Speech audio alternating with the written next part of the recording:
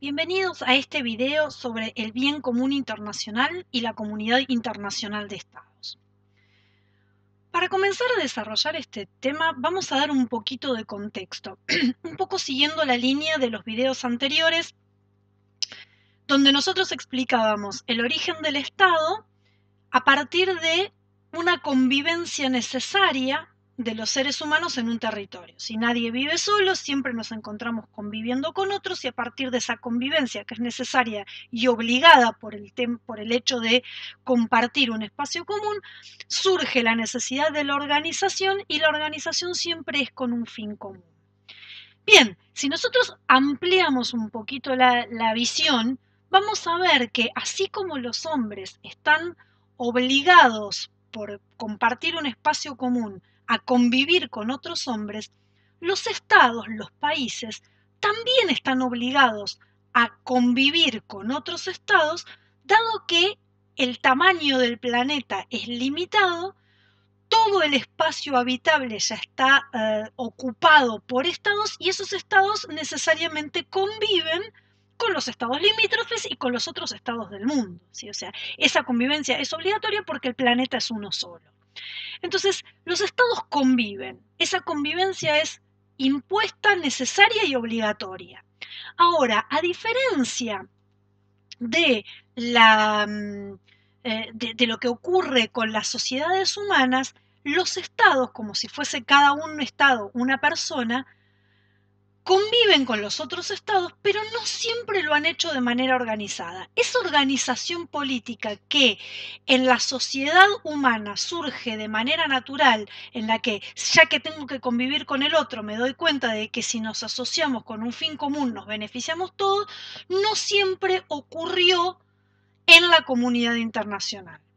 Nos toca vivir una época en la que esa organización ya está dada de una manera un poco más evolucionada, digamos. Por lo menos hay intentos de organización. De hecho, existen instituciones y organizaciones internacionales y aunque esa organización política no está completa, sí hay fuertes intentos de organizarse con un fin común. Entonces, si nosotros seguimos la analogía de que los estados son cada uno de ellos como si fuese una persona que convive con otras personas, nos damos cuenta, y esto es parte de otra materia, pero lo podemos decir acá, que cada uno de los estados es sujeto del derecho internacional de la misma manera que cada persona es sujeto de derecho dentro de su propio estado. ¿Sí? Así como yo en mi estado tengo derechos, cada uno de los estados es sujeto del derecho internacional y por lo tanto tiene derechos y tiene obligaciones. La gran y enorme diferencia que existe entre el Estado que nuclea a los individuos y la comunidad internacional que nuclea a los estados es que el Estado que nuclea a los individuos tiene el monopolio de la fuerza y tiene el poder político para imponer sus decisiones y hacer cumplirlas coactivamente. Mientras que la organización política que nuclea a los estados, que no es un superestado, no tiene el monopolio de la fuerza y no tiene el poder político necesario y suficiente como para poder imponerle sus decisiones a cada uno de los estados y hacerlas cumplir aún en contra de su voluntad. Pero volviendo un poquito a esta cuestión de que los estados son sujetos del derecho internacional, conviven necesaria y obligatoriamente en el planeta y se dan cuenta de que si se asocian con un bien común o con un fin común, las cosas funcionan mejor, es donde aparece el concepto, que es el que vamos a desarrollar acá, de lo que es el bien común internacional. Entonces, dado un poquito de contexto, vamos a profundizar un poquito más en esta diferencia que existe entre el bien común público, que es el fin del Estado, y el bien común internacional, que es el fin de la comunidad internacional. No son lo mismo, por esto que yo explicaba recién. El bien común público, como fin, como objetivo, como meta del Estado, pone a disposición para lograr ese bien común todo el poder político estatal. Y ese poder político estatal se caracteriza por tener la posibilidad de hacer uso de la fuerza, de imponer sus decisiones, de obligar a los habitantes del Estado a cumplir con las decisiones y con las normas del Estado, quieran o no quieran. Es decir, tiene soberanía porque el poder político estatal dentro del Estado es el poder supremo y es irresistible, ¿sí? Eso que integra la órbita del bien común público para la cual se pone el poder político estatal a disposición es lo que se denomina jurisdicción interna. Todo lo que tienda al bien común del Estado, el Estado debe intentar hacerlo y para eso pone a disposición el poder político y a ese ámbito de decisiones y de actividades se lo denomina jurisdicción interna porque solo está en juego el bien común de esa comunidad. Por el contrario, el bien común internacional como un bien que beneficia a todos los estados como integrantes de la comunidad internacional pone a disposición de ese fin, de esa meta, de ese objetivo, el poder del organismo internacional, que en este caso, en nuestros tiempos, es la ONU, por ejemplo, ¿no? Pero ese organismo internacional, esa Organización de Naciones Unidas, no tiene un poder político equivalente al que tiene un Estado dentro de su territorio, porque la ONU no puede obligar coactivamente a los Estados a cumplir con sus decisiones. Tiene formas de persuadir, tiene formas de controlar, pero como los estados son soberanos, y eso es lo que les permite actuar en su órbita interna, también son soberanos hacia afuera, es decir, no aceptan de nadie un poder, una imposición o una coacción.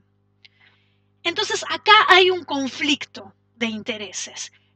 La comunidad internacional no goza de ese poder soberano que tienen los estados para con sus habitantes, entonces las decisiones que toma el poder político, el poder del organismo internacional, no es tan coactivo, no puede ser impuesto obligatoriamente a cada uno de los estados.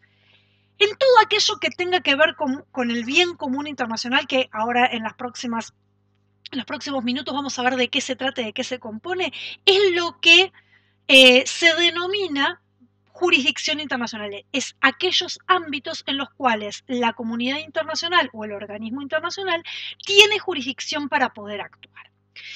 Y acá nos aparece otro conflicto de intereses, porque yo mencioné recién que en el Estado debe tender a hacer todo aquello que vaya hacia el logro del bien común público, es decir, el bien de sus habitantes, el bien de sus ciudadanos, y que eso se denomina jurisdicción interna.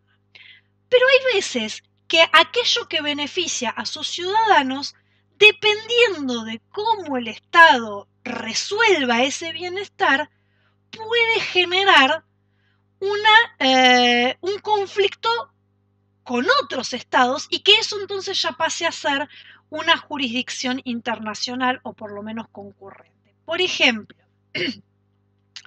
si para lograr determinado objetivo de bien común un estado le persigue a minorías de otros estados porque cree que el bien común de su población es la limpieza étnica, es decir, que haya personas solamente de una etnia y empieza a perseguir personas de otras nacionalidades o de otras etnias y viola sus derechos humanos, esa decisión que en principio sería en pos del bien común público de sus habitantes, termina perjudicando a ciudadanos de otras naciones o personas de otras etnias que en definitiva termina violando los derechos humanos y eso es una cuestión que sí le interesa a la comunidad internacional. Entonces, todo aspecto de jurisdicción interna que tienda al bien común público de la población de un Estado es meramente interna o reservadamente interna en tanto y en cuanto lo resuelva sin perjudicar a otros estados o sin perjudicar a nacionales de otros estados o sin perjudicar lo que es la armonía y la convivencia internacional. Entonces, a partir de esto vemos que existen tres instancias de jurisdicción. La interna reservada, que es esta en la que el Estado, el poder político del Estado, ocupándose del bien común público de su población, no admite ningún tipo de interferencia ni de otros estados ni de la comunidad internacional porque son asuntos reservados de su gente, ¿sí? O sea, ellos resuelven las cuestiones de su gente como ellos quieren. Dijimos, siempre y cuando no haya conflicto con otro estado. Si es una cuestión interna, pero que por el modo en el que el Estado decide resolverla, trae conflicto con otro Estado o trae roces o puede generar algún tipo de conflicto internacional, entonces la jurisdicción pasa a ser concurrente. Lo tiene que resolver el Estado, pero la comunidad internacional tiene la facultad de intervenir, porque si deja que el Estado siga resolviendo como lo está resolviendo, el conflicto cada vez se hace más grande y puede terminar en una situación de conflicto armado, de guerra, etc. Y después están las cuestiones que son meramente internacionales, es decir, todas aquellas cuestiones que tienden al bienestar de la comunidad internacional en la que los estados participan, pero participan como parte de una asociación mayor que es la comunidad internacional y en la que no está en juego el bien común público de su población, sino que están mirando hacia la convivencia con los otros estados. ¿De qué se compone entonces el bien común internacional?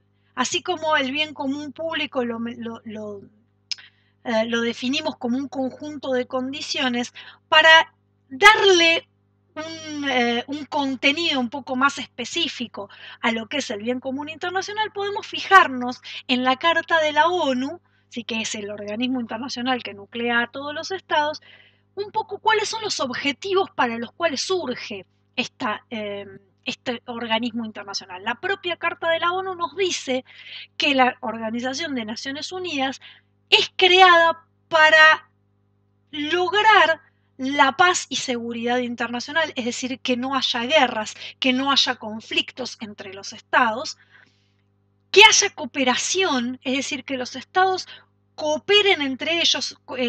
Se trata fundamentalmente de cooperación cultural, de cooperación tecnológica, es decir, que se ayuden unos a otros.